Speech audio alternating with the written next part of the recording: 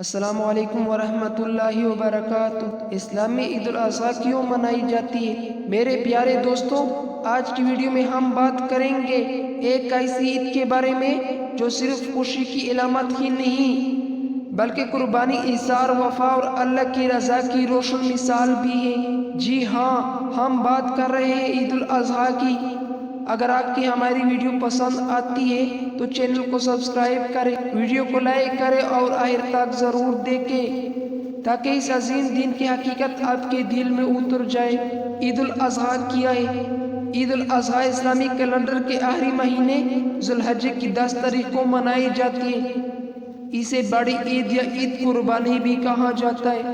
یہ وہ دن ہے جب دنیا بھر کے مسلمان حضرت ابراہیم علیہ السلام کی اللہ کی راہ میں عظیم قربانی کی یاد تازہ کرتے ہیں۔ اس دن مسلمان جانوروں کی قربانی کرتے، نماز عید ادا کرتے اور اپنے رشتہ داروں، غرباء و مساکین کو گوشت تقسیم کرتے۔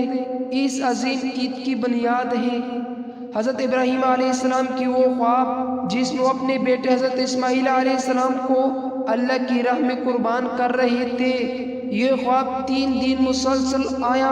حضرت ابراہیم علیہ السلام نے سمجھ لیا کہ یہ اللہ کا حکم ہے۔ انہوں نے اپنے بیٹے سے مشورہ کیا، اے میرے بیٹے، میں خواب میں دیکھتا ہوں کہ تجھے ذبح کر رہا ہوں، تو بتا تیرا کیا خیال ہے؟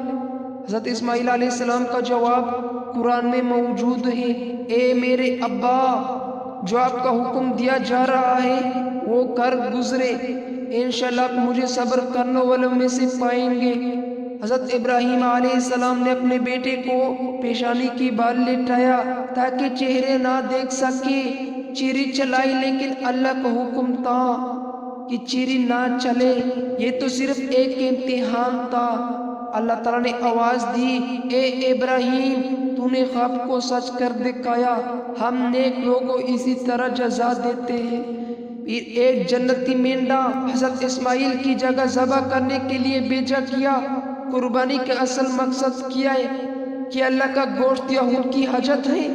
نہیں، قرآن پاک میں ارشاد ہے، اللہ تک نہ ان کا گوشت پہنچتا ہے نہ خون، بلکہ تمہارا تقویٰ پہنچتا ہے۔ تو قربانی کا مقصد ہے اللہ کی رضا، نفس کی قربانی، مال کی قربانی، غرور و تکبر کی قربانی۔ عید الاضحیٰ کے دن کیا کرنا چاہیے؟ نمبر 1، نماز فجر وقت پر ادا کرے۔ نمبر 2، خوشبو لگائے، صاف لباس پہنے۔ نمبر 3، عید کے نماز میں شرکت کرے، 2 رکعت بغیر اذان و اقامت۔ نمبر 4، خطبہ سنے۔ نمبر 5، قربانی کرے 3 دنوں میں، 10، 11 برس ذی الحجہ کا۔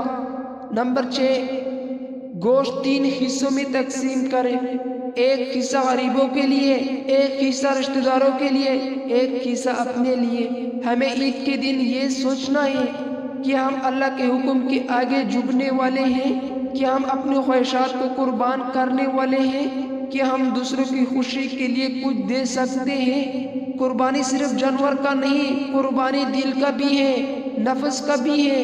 عید الاضحیٰ صرف ایک تہوار نہیں بلکہ ایمان کی تجدید کا دن ہے۔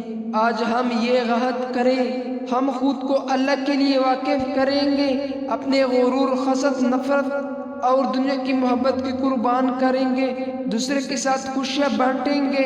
عید مبارک! اللہ آپ کی قربانیاں قبول فرمائے، آپ کے گھروں میں رحمتیں اور برکتیں نازل فرمائے، آمین یا رب العالمین۔